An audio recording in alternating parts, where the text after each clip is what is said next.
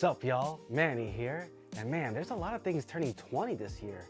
Like Medal of Honor Allied Assault for PC. Medal of Honor back then was my favorite first-person shooter. This game is from 2002, so with today, all these first-person shooters have all these different mechanics and stuff. So does this game feel dated? And most importantly, is it still fun? Well, let's discuss.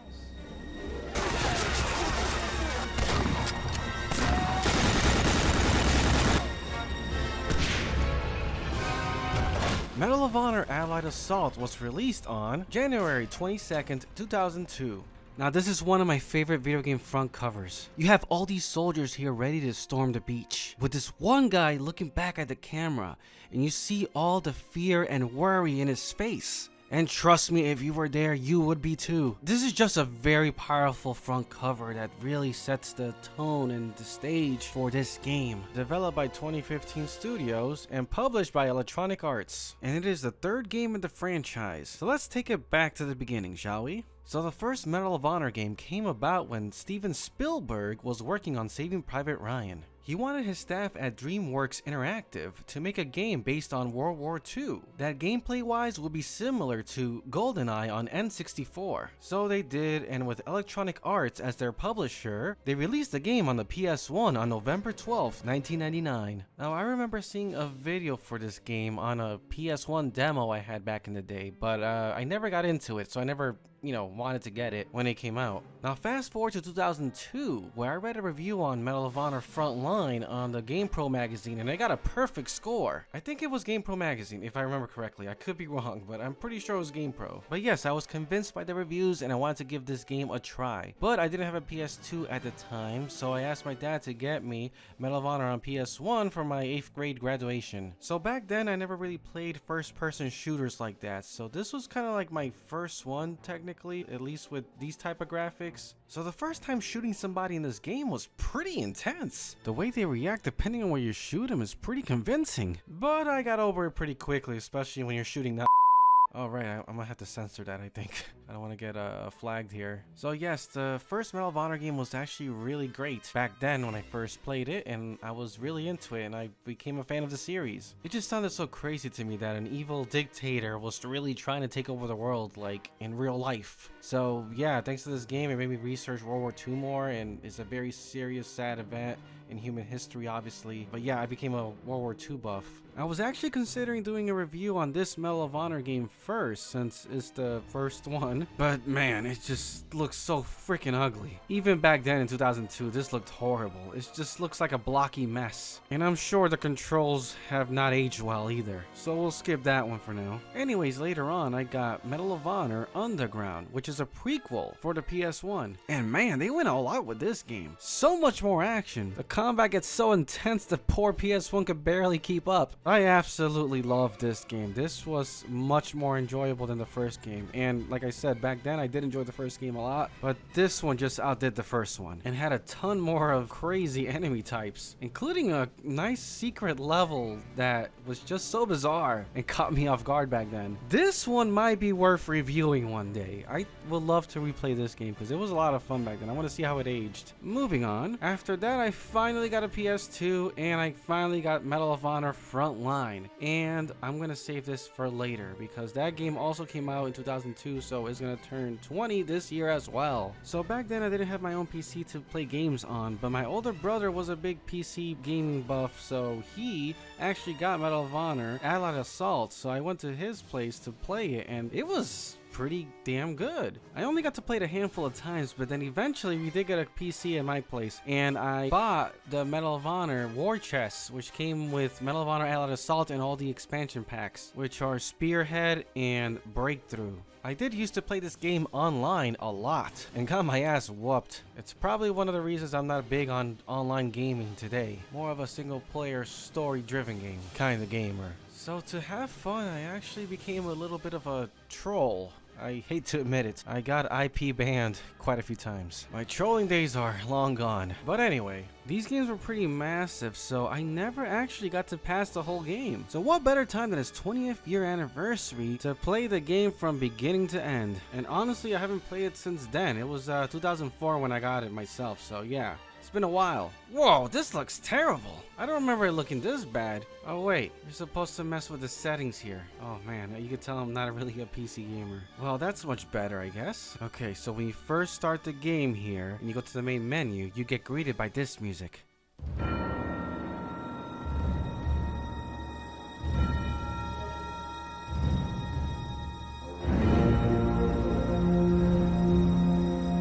My god, this music is so epic. But more on that later. I do love how they took the PS1 menu here and redid it for this version of the game. So you'll feel right at home if you played the one on PS1 already. Now the story here is very basic and subtle, meaning there's no real character development here. The protagonist you play as is a silent character, so he never speaks. And there are no supporting characters that you spend enough time with to really tell a story here either. And really there's no cutscenes to tell the story. There's a few scripted events, but it's just for like an action piece or something.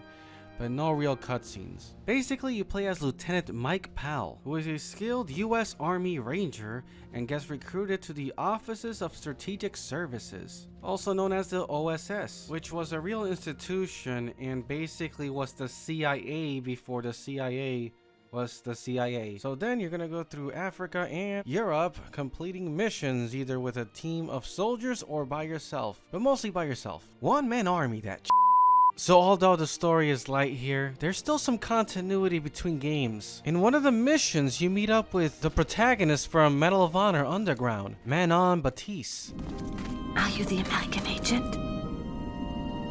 You didn't have too much trouble getting here, I hope. So yeah, that's pretty cool. I like that. So there are 6 missions in this game, with each mission containing a few levels. So 20 levels in all. So before each mission, you're gonna get a mission briefing by Colonel Hargrove, who is epically voiced by the late great English actor William Morgan Shepherd. He also voiced the same character in the first 2 Medal of Honor games on PS1, and then later in Frontline. Though you don't see his character model talking to you, basically it's like if you're sitting in front of a projector and he shows you some slideshow clips and videos while explaining the mission. You and a small squad of your fellow Rangers will infiltrate our zoo under cover of darkness.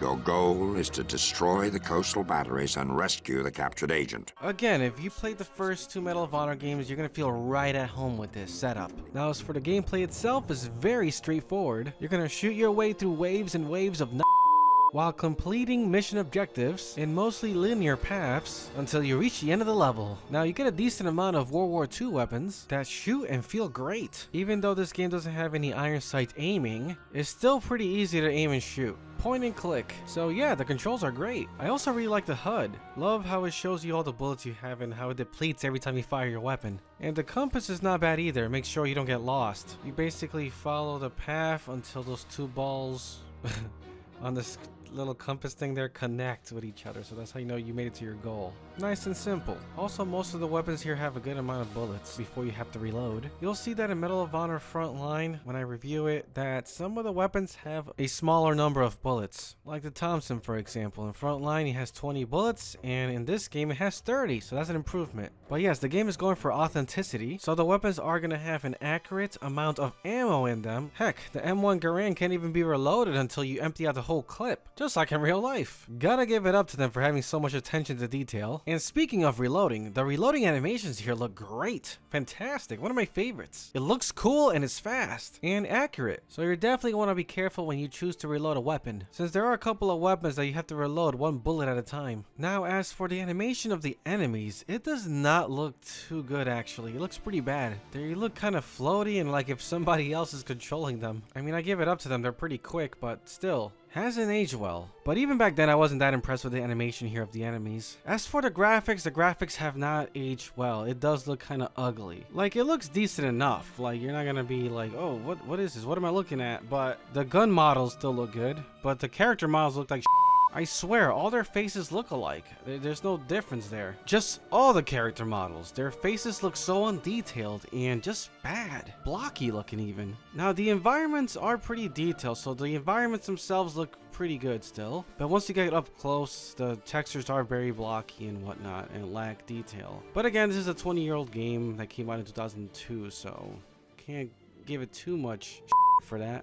And I guess the AI is pretty good, is decent enough, but mainly you're gonna be in these wide open spaces a lot of the times. So even though the levels are linear, they're still pretty wide open. Meaning more than anything, these enemies are gonna swarm you. Like, my god, they just gang up on you. And as I stated earlier, a lot of these levels you're gonna be playing solo. So yeah, every corner they're gonna be firing at you. So you gotta like run for cover, but sometimes you're gonna be going to a spot where the enemy is already gonna have a clear shot at you. And even though you didn't see him there, it's just, again, you're surrounded. So it's really hard to tell where to take cover sometimes. And there's no cover system really. So once you go behind cover and you stand up, it's open season on you. You're gonna get shot. So I don't know if that's really good AI or just a sheer amount of number of enemies that, you know, have deadly accuracy when it comes to firing at you. Now, there aren't that many enemy types. Like, there's one level where they have these German shepherds that go after you, and sometimes you gotta fight a tank, but it's mostly just regular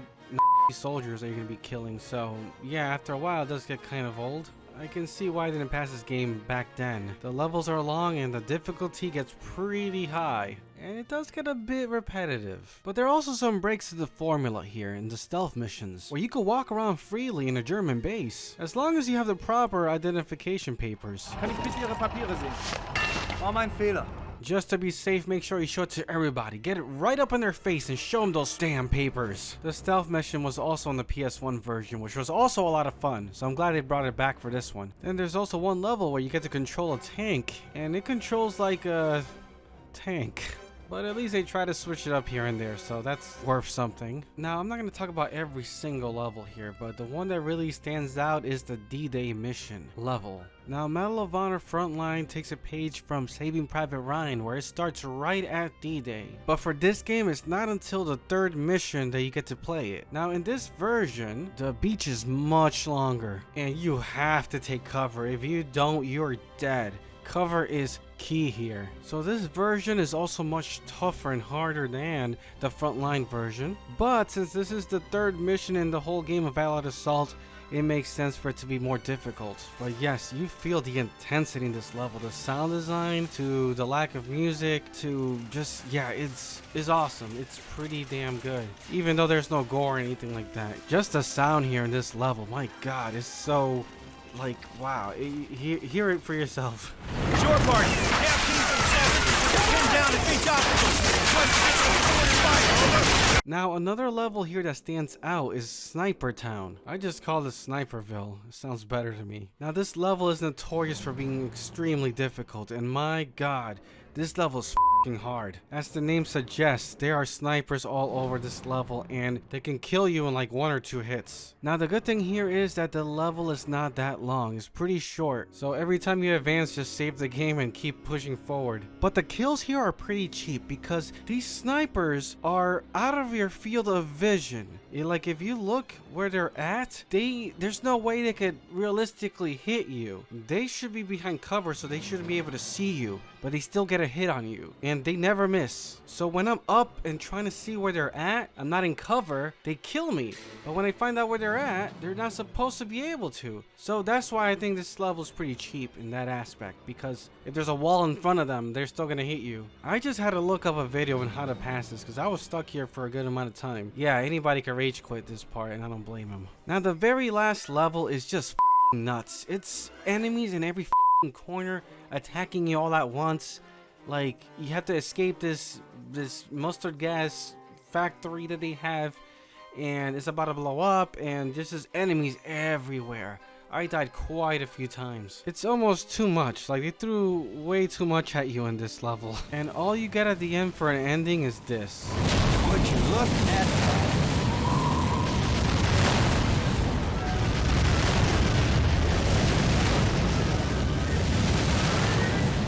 Roll credits. Now, real briefly, let me just mention the expansion packs. The Spearhead expansion pack lets you play as a US paratrooper parachuting into Normandy on D-Day, which looks pretty damn cool.